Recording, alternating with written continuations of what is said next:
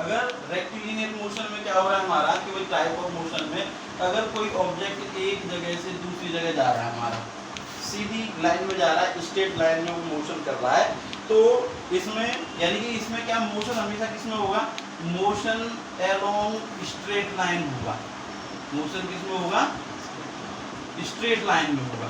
और पोजीशन मान लो ए से वो बी पे पहुंचा और बी से वो हमारा आगे सी और सी से बी आगे कहीं भी जा रहा है। तो अब इसमें क्या हो रहा है, यानी ऑब्जेक्ट अपनी जगह से चेंज हो रहा है और एकदम स्ट्रेट लाइन में चेंज हो रहा है और लीनियर मोशन हो गया। कैसा मोशन हुआ, लीनियर मोशन हो गया। तो इसलिए इस तरह के मोशन को हम क्या बोलते हैं, रेक्टिलिनियर मोशन, और क्या बोलते हैं, ट्रांसलेशनल मोशन। क्लियर होती है।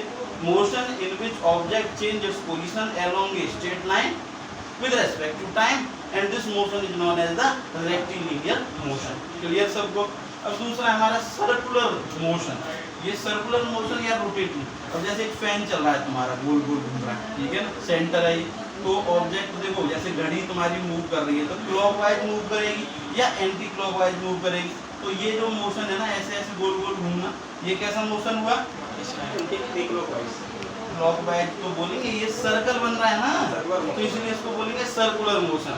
अब तुम अपनी जगह पे, ठीक है, ये पेन है मेरा, ऐसे मैं इसको ऐसे ऐसे घुमाने लग जाऊं तो विद रेस्पेक्ट टू सेंटर घूम रहा है ना, ये गोल गोल घूम रहा है और विद रेस्पेक्ट टू सेंटर घूम रहा है। इस तरह के घूमने को हम कहते हैं रोटेशन।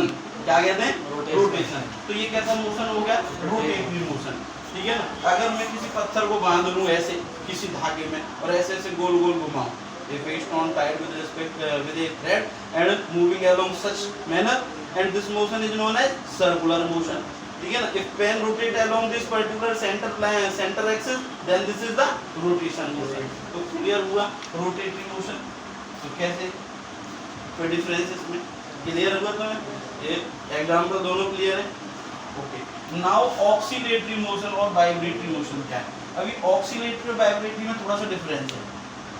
ऑक्सीलेटरी क्या है, आपने क्या लिया, ये इसको बांधा किसी थ्रेड से, ठीक है, और ऐसे टांग दिया, तो ये पेन देखो ऐसे ऐसे किया, तो ये क्या हो रहा है, ऑक्सीलेशन हो रहा है। घड़ी जो है ना, बॉल होती है ना हमारी, वो बजती है 1 घंटे बाद, पेंडुलम, समझ गए ना। तो ये जो है ना, ये जो मोशन है इसको बोलते हैं हम ऑक्सीलेटरी मोशन। क्या बोलते हैं, ऑक्सीलेटरी मोशन। मम्मी ने फेंक के चिमटा मारा तुमको, समझ में आई, और चिमटा लगा तुम्हें, और जब चिमटा लगा तो चिमटा कैसे कर रहा था, देखा तुमने कभी, पिटाई हुई तुम्हारी, एक्सपीरियंस है ना, गुड, वेरी गुड, होना चाहिए।